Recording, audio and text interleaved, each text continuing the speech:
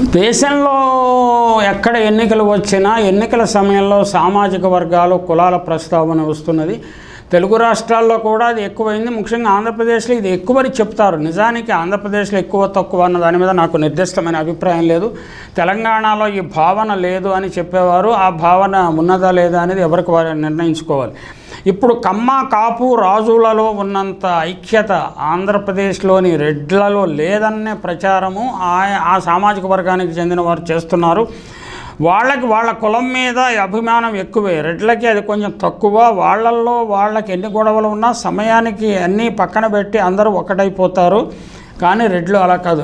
ఇది కూడా నిజం కాదు. నిజానికి కమ్మ కాపు రాజులలో ఉన్న ఐక్యత వారిలో కూడా అనైక్యత ఉన్నది. ఇప్పుడు ఉండి నియోజకవర్గాన్ని చూస్తే మనకు అర్థమవుతుంది కదా.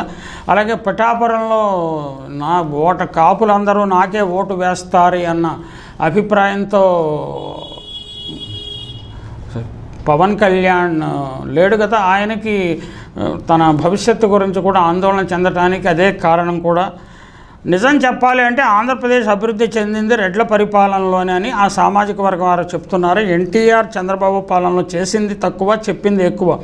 కాలంతో వచ్చే మార్పు, అలాగే పట్టణాలకు వలసలు పెరగడంతో మనుషుల జీవన విధానంలో వచ్చిన మార్పులను అభివృద్ధి అనే అబద్ధాలు గ్రాఫిక్స్లో చంద్రబాబు పబ్బం గడుపుకుంటున్నారు. నిజానికి చెప్పాలంటే ఆంధ్రప్రదేశ్లో 100% ప్రాజెక్టులు రెడ్లు ముఖ్యమంత్రులుగా ఉన్నప్పుడు కట్టినవి ఇరిగేషన్ ప్రాజెక్ట్స్. చంద్రబాబు గొప్పగా చెప్పుకునే సైబర్ టవర్స్ కూడా రెడ్లు చేసినవే అని వారు చెప్తున్నారు. ఇంత చేసినా రాజకీయాల్లో రెడ్లు వెనుకబడే ఉన్నారు. దానికి కారణం ఐకమత్యం లేకపోవటము, అలాగే మన కులం మీద అంటే రెడ్డి కులం మీద రెడ్లకు అభిమానం లేకపోవటం, అవగాహన లేకపోవటమే కారణమని కూడా అంటున్నారు. ఇంకొక ముఖ్య విషయం, కమ్మవారి మీద మీడియా అలాగే మీ సినిమాలు రెడ్లని నేరస్తులుగా అనామకులుగా, చివరకు రెడ్డి జాతి అంటే సమాజంలో ఒక రాక్షస జాతి అనే భావన, ఏదో రౌడీ షీటర్లు ఫ్యాక్షనిస్టులు చులకన చేసి ఓట్ల రూపంలో లబ్ధి పొంది అధికారం పొంది వాళ్ళ కులం అభివృద్ధికి ఎంతో పోటుపడుతున్నారని విమర్శలు వస్తున్నాయి. అలాగే రెడ్డి నాయకుల గురించి చాలా దారుణంగా లేనిపోని అబద్ధాలు రాసి రెడ్డి నాయకులను నేరస్తులుగాను అవినీతి పరులుగాను చిత్రీకరించి లబ్ధి పొందాలన్నదే కమ్మ రాజకీయం. అంటే చెన్నారెడ్డి, జనార్దన రెడ్డి, రాజశేఖర్ రెడ్డి, ఇప్పుడు మన జగన్మోహన్ రెడ్డి మీద అందరి మీద కూడా వరుస పెట్టి బురద చల్లటం అనేది ముఖ్యంగా ఈనాడు పత్రిక మొదటి నుంచి చేస్తున్నది. ఇప్పుడు ఇంకా ఘనంగా చేస్తున్నది. నిజం చెప్పాలంటే కమ్మ సంఘం కమ్మవారి కోసం ఎంతో సేవ చేస్తుంది. వాళ్ళ సంఘంలో వేరే కులస్తులకు సన్మానమే చేయరు. వాళ్ళకి వాళ్ళ కుల అభివృద్ధి ముఖ్యము. కానీ రెడ్డి కుల సంఘం రెడ్ల కోసం, రెడ్డి కుల అభివృద్ధి కోసం ఏమైనా చేస్తారా అంటే అంతగా కాదనే చెప్పాలి. దానికి కారణం అనైక్యత, లేనిపోని సొంత గొప్పలు చెప్పుకోవడానికి స్వార్థం కోసం సంఘం పదవులను ఉపయోగించుకోవడం తప్ప సామాజిక వర్గం అభివృద్ధి కోసం చేసింది తక్కువే. ఇప్పుడు పవన్ కళ్యాణ్ వచ్చాడు, కేవలం కాపులు కోసమే, మా కాపులు అంటాడు. కనీసం ఆయన మొత్తం 21 స్థానాల్లో ఒక రెడ్డికి కూడా టికెట్ ఇవ్వకపోవడం ప్రత్యేకంగా గమనించాల్సిన విషయం. ఇక రఘురామకృష్ణంరాజు అయితే రెడ్లను బాహాటంగా బూతులే తిట్టాడు. నిజం చెప్పాలంటే కమ్మవారు అందరూ 100% చంద్రబాబుకే ఓటు వేస్తారు. ఎందుకంటే వాళ్ళ కులస్తుడని కులాన్ని చూసి, ఏదో అభివృద్ధి చూసి కాదు. ఇది నిజానికి వాస్తవ సత్యదూరం కావచ్చు.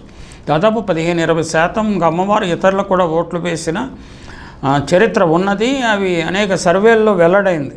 అలాగే ఆ సమయం వచ్చేసరికి వాళ్ళంతా ఒకటే మాట, వాళ్ళ కులాభివృద్ధి వాళ్ళ ఎజెండా. కానీ రెడ్డి సామాజిక వర్గం ఆలోచించండి, ఇది సరైన సమయం. రెడ్ల మీద, రెడ్డి నాయకుల మీద, రెడ్డి కులం మీద తప్పుడు ఆరోపణలు, రోతరాతలు రాస్తున్న ఇతర కుల పత్రికలను ఖండించండి, నిషేధించండి.